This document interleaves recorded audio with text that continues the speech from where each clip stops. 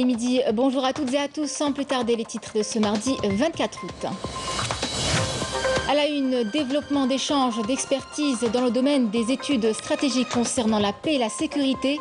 Une délégation d'experts nigérians est en visite en Algérie.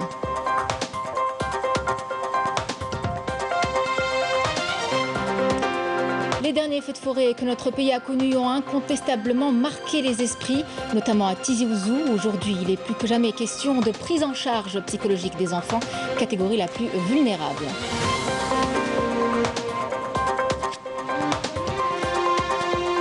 Nous irons ensuite à Tipaza, dans la commune d'Arbal, au cœur de la chaîne montagneuse de Dahra. De nombreux projets de désenclavement sont en cours pour répondre aux préoccupations des populations locales.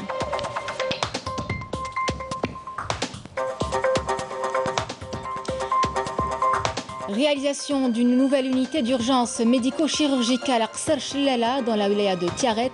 Une véritable aubaine pour le personnel médical et les habitants de la commune qui n'auront plus à parcourir des centaines de kilomètres pour se soigner. Mesdames, Messieurs, bienvenue à vous. Je vous en parlais en titre. Le président du Conseil de la Nation, Salah Goudjil, a reçu ce matin une délégation de cadres et d'experts au Centre national des études politiques et stratégiques du Nigeria.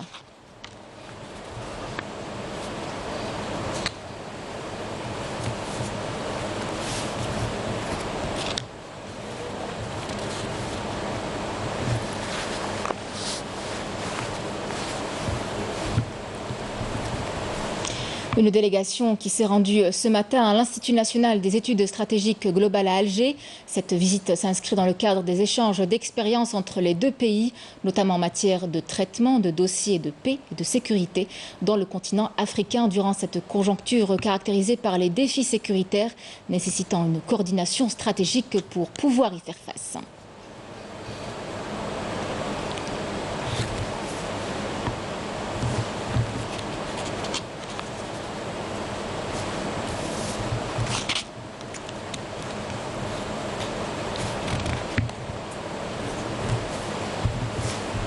L'Algérie a connu ces dernières semaines des incendies ravageurs dont l'ampleur marque incontestablement les esprits. Aujourd'hui, le brasier est éteint. Il est plus que jamais question de prise en charge psychologique des enfants, catégorie la plus vulnérable et sensible. Un encadrement est au cœur des actions à mener à Tizi Ouzou. Marim Damis. Ateliers de danse, chant et coloriage, autant d'activités initiées par l'association Iqra et l'association de la femme active au profit des enfants de la région de Tizi Ouzou touchés par les incendies ravageurs. Objectif, leur faire oublier le traumatisme lié à ce drame dont le souvenir est encore vivace. Nous avons mis en place deux ateliers, un pour la prise en charge psychologique des enfants scolarisés et le deuxième concerne les parents d'élèves. Cette caravane va sillonner d'autres wilayas qui ont été touchés par les incendies comme Djidjel, Skikda et Taraf.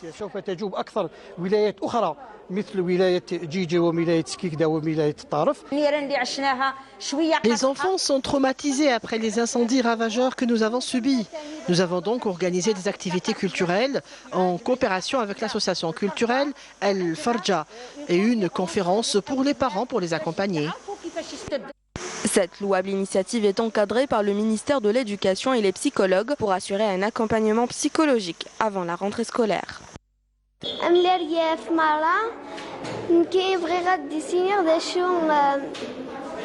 عينك كويفي بغي غاكو تهضر غطاس في الليس بغي غتهضر في مسنية أو ندعبر فين بغي غا وندينيغ بغا وندينيغ بلي كنية تيمستاكي عدان في اللينا ضربي غيصران ومثليا غرغانا كو يخا من النار ما علان يخا من غرغانا كاكي كانا تكارت نصف العشاء كينا تخسيهم لي بومبيير بابا جدي يقول لي سخسنتي ماما. Après le drame meurtrier qui a touché plusieurs régions du pays, cette initiative a pour objectif de prendre en charge le côté psychologique des enfants, notamment à l'approche de la rentrée scolaire. Pour apporter du baume au cœur des enfants traumatisés, cette caravane se rendra également dans d'autres régions du pays touchées par les incendies. L'étendue du désastre est proportionnelle à l'impressionnante ampleur de solidarité de tout un pays avec les sinistrés. Les dons continuent d'affluer, notamment à Béjaïa, une région des plus touchées par les feux de forêt. Dans la commune d'Adekar, une cellule de gestion des stocks a été mise en place pour porter aide et assistance aux sinistrés. Bédia Amarni. Au lendemain des incendies ont ravagé la Kabylie, la solidarité s'accentue. Dans la wilaya de Béjaïa, les dons continuent à parvenir aux habitants de la commune d'Adkar. Dieu merci, les dons ont été distribués équitablement à tous les habitants du village. Alhamdoulilah, nous avons eu notre ravitaillement. Nous remercions tous ceux qui se sont solidarisés avec nous. Une cellule de gestion du stock communal est installée. Elle est supervisée par la directrice de l'action sociale et de la solidarité. Cette cellule a été mise en place également pour une prise en charge psychologique des victimes.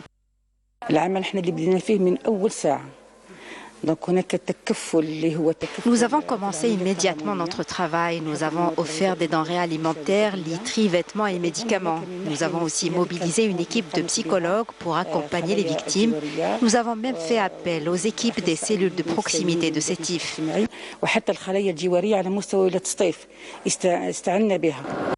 De nombreuses caravanes sont parvenues à ce village, ce qui reflète l'esprit d'entraide et de solidarité entre les Algériens.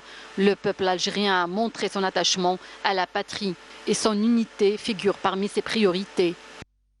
Direction Tipaza à présent dans la commune d'Arbal, au cœur de la chaîne montagneuse de Dahra. Pour répondre aux préoccupations des populations locales et assurer un développement harmonieux de cette région, de nombreux projets de désenclavement sont en cours. Siham Kenouch. La commune d'Arbel compte 12 000 habitants et 13 petits douars. C'est l'une des 26 communes de la wilaya de Tipaza qui ont bénéficié de plusieurs projets d'aménagement et de désenclavement. En ce qui concerne l'eau pour l'irrigation des vergers de toute la commune, les travaux sont en cours. Ils relieront les châteaux d'eau au Douar Hdadou principalement.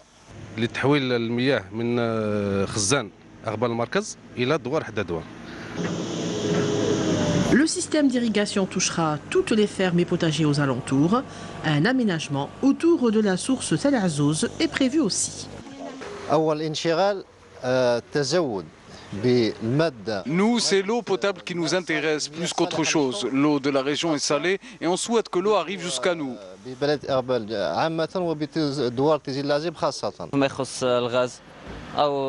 D'ici la fin de l'année, le gaz de ville sera dans tous les foyers. On aimerait bien qu'il y ait un lycée dans notre commune, mais aussi une route entre les douars et les plus éloignés.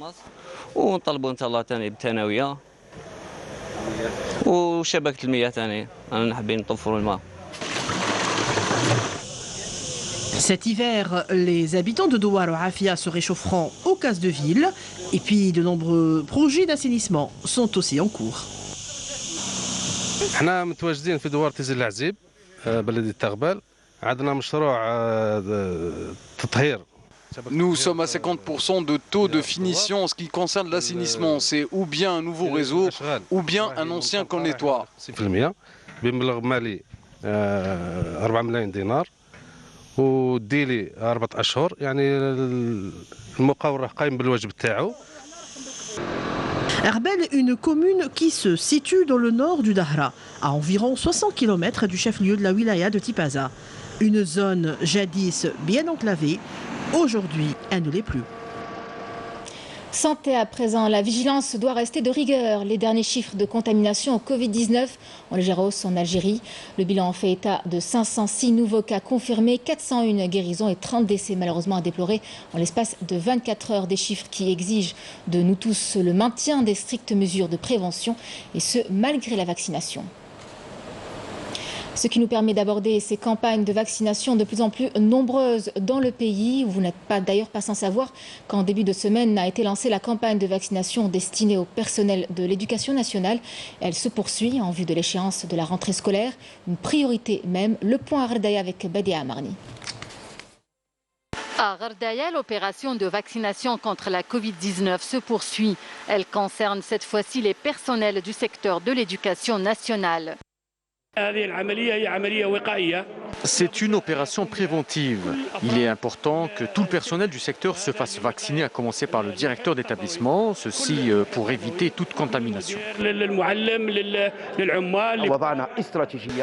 Nous avons mis en place une stratégie et ouvert toutes les unités de dépistage scolaire et de la médecine de travail pour permettre au personnel de l'éducation de se faire vacciner. Cette opération a enregistré un engouement des travailleurs de l'éducation nationale. Nous sommes très contents de constater cette affluence des enseignants et des employés de l'éducation nationale. Nous ne doutons pas de la conscience des personnels du secteur. Nous remercions tous ceux qui nous ont accompagnés dans cette démarche, entre autres la protection civile et l'établissement scolaire qui nous a ouvert ses portes. Les efforts se poursuivent pour vacciner le maximum de citoyens dans le but d'atteindre une immunité collective, mais surtout faire une rentrée scolaire en toute sécurité. Une nouvelle unité d'urgence médico-chirurgicale a été réalisée à Qsr Chlala dans la wilaya de Tiaret. Dotée d'une capacité de 40 lits et un matériel flambant neuf, cette nouvelle structure sanitaire est une véritable aubaine pour le personnel médical et les habitants de la commune qui n'auront plus à parcourir des centaines de kilomètres pour se soigner. Raouf Hamouch. Avec cette unité des urgences chirurgicales flambant neuve située à Qsr Chlala, le manque d'infrastructures sanitaires dont souffrait la wilaya de Tiaret se voit ainsi allégé. Avec une capacité de 40 lits et un matériel médical de pointe, cette nouvelle structure hospitalière tombe à point nommé pour la prise en charge des nombreux patients de la région. Ici, nous manquions cruellement d'infrastructures de santé. Aujourd'hui, Dieu merci, nous en avons. Dieu merci, la réalisation de ce nouvel hôpital est une véritable aubaine pour nous. Conçu selon les normes internationales et doté d'un nouveau scanner et d'un nouveau laboratoire d'analyse, ce nouvel établissement hospitalier facilitera la tâche au staff médical qui pourra exercer dans de bonnes conditions et assurer une bonne prise en charge aux patients. Avant, il était difficile d'exercer son métier et par la même occasion soigner les patients. Aujourd'hui, Dieu merci, tout s'est arrangé.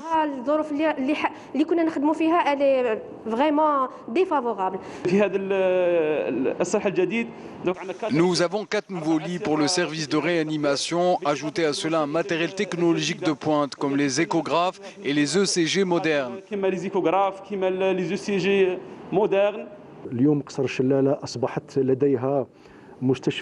Aujourd'hui, la commune de Qsr Chlala est dotée d'un hôpital d'une capacité de 120 lits, en plus d'une unité d'urgence médico-chirurgicale de 40 lits.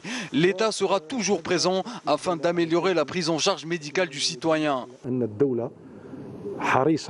Une nouvelle structure qui améliorera la prise en charge sanitaire des habitants de Qsr Chlala qui n'auront plus à faire de longs trajets pour bénéficier des soins nécessaires.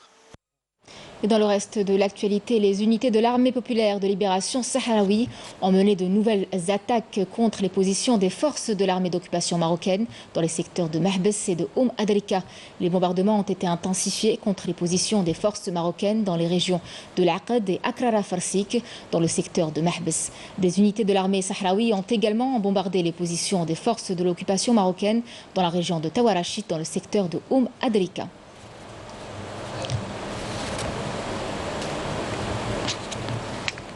Retour sur la tentative de liquidation physique dont a fait l'objet la militante sahraoui Sultana Khaya. Sa famille agressée par les forces de répression marocaines n'a pas été épargnée.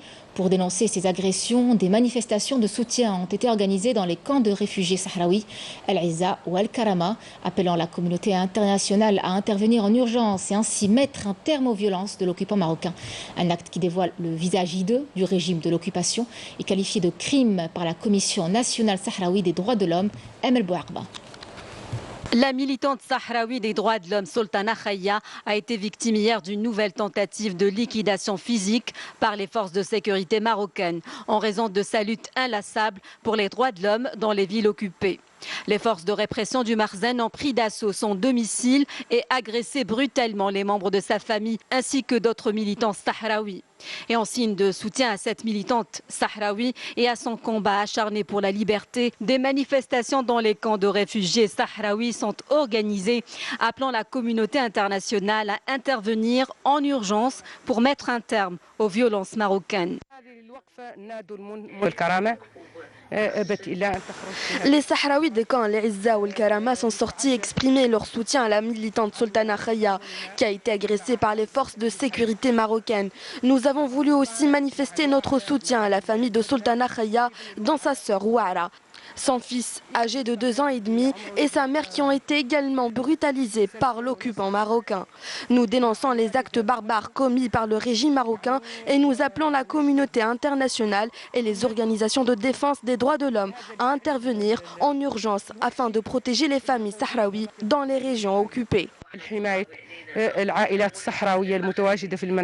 La Commission nationale sahraoui des droits de l'homme a dénoncé aujourd'hui avec force l'agression lâche commise contre cette militante et sa famille, qualifiant cet acte de crime lâche qui dévoile le visage hideux du régime de l'occupation marocaine. Assignée à résidence surveillée depuis plusieurs mois dans sa ville à Boujdour, Sultana Khaya subit une succession d'agressions et de harcèlements pour avoir revendiqué l'autodétermination du Sahara occidental.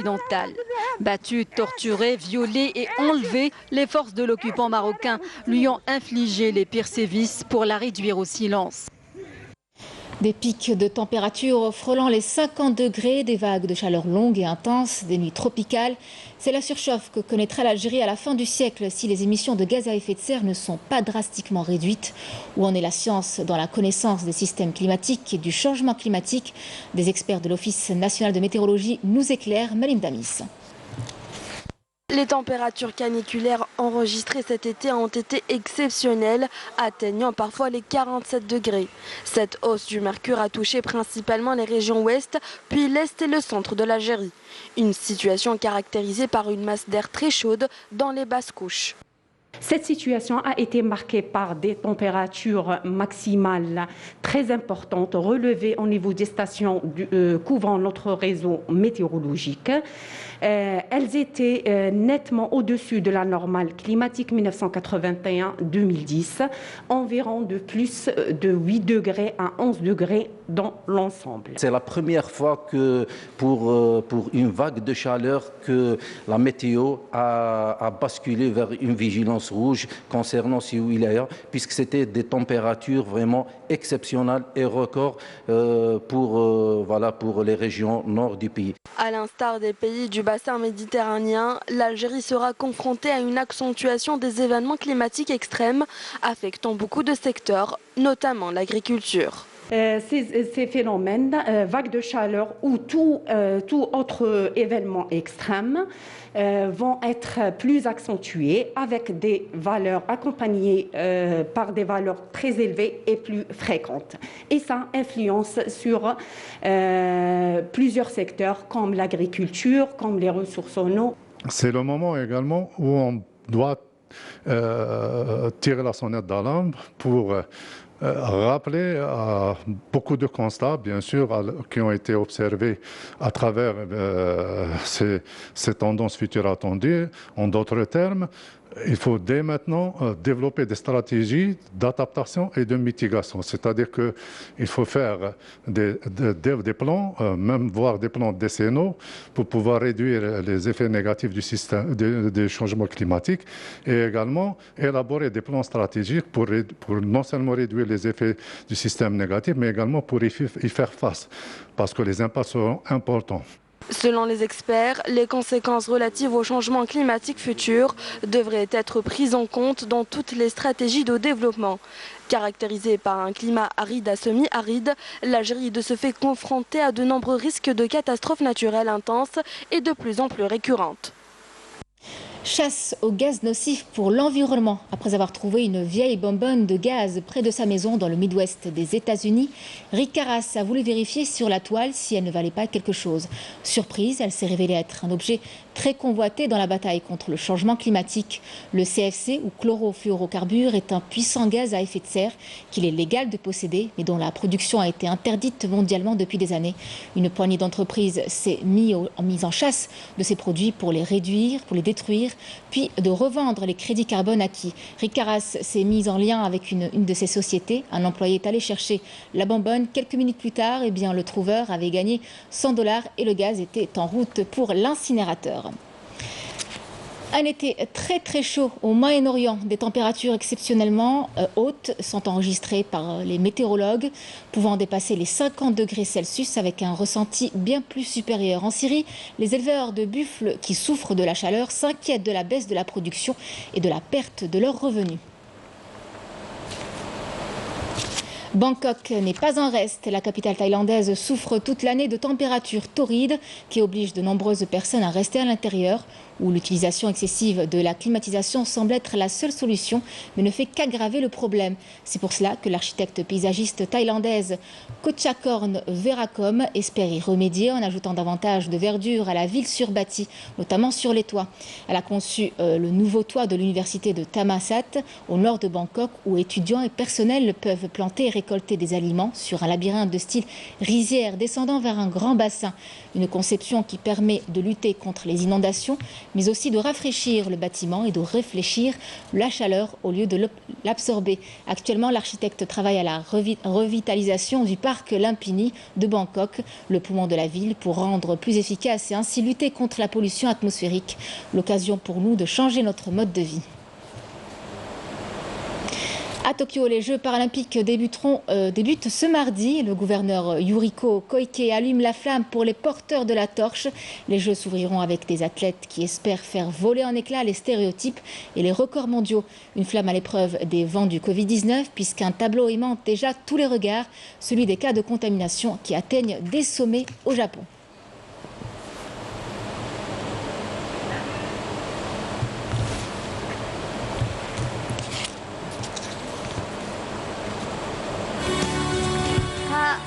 小寺優さん、そしてコーチの藤沼充さん、同じくコーチの藤来健太さん、以上7名の皆さんです。